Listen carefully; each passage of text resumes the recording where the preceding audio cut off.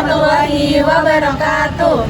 Perkenalkan, kami dari kelompok 5 yang akan menganalisis dataset 3. Perkenalkan, nama saya Nia Nanta Wijaya dengan NIM 23211011148.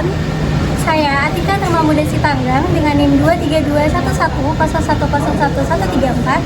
Saya Jukta Aulia Mardika dengan NIM 2321 1010 1129. Saya Indah dari Safara dengan NIM 2321 10 10 10 67.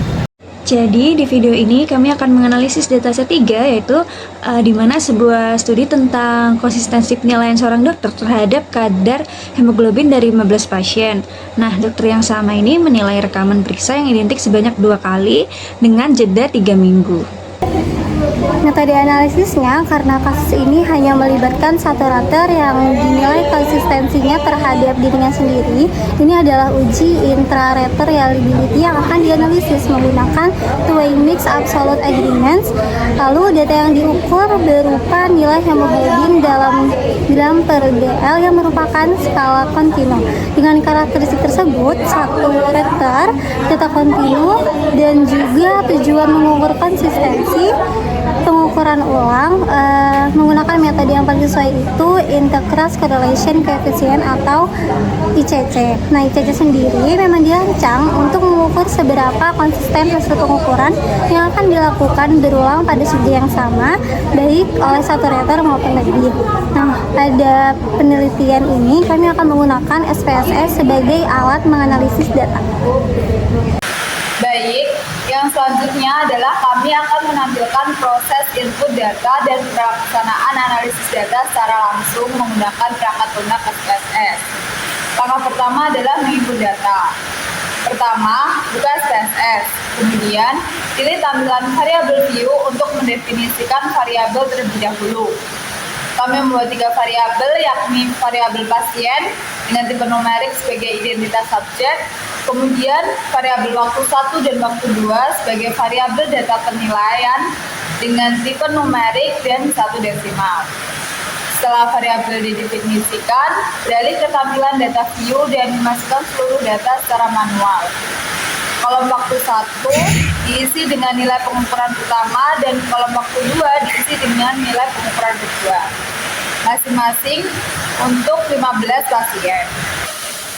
Setelah seluruh data berhasil terinput, kemudian kita melanjutkan dengan analisis ICC, di mana analisis ICC dapat dilakukan dengan melalui klik menu Analyze pada menu bar, kemudian klik Scale, kemudian Reliability Analysis. Nah, pada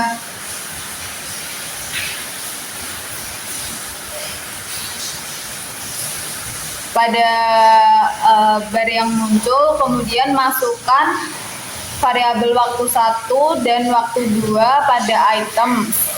Untuk variabel pasien tidak kita ikutkan karena bukan variabel penilaian. Kemudian klik statistik. Nah, klik intra-class correlation coefficient. Untuk modelnya gunakan two-way mix dan untuk type-nya gunakan absolute agreement.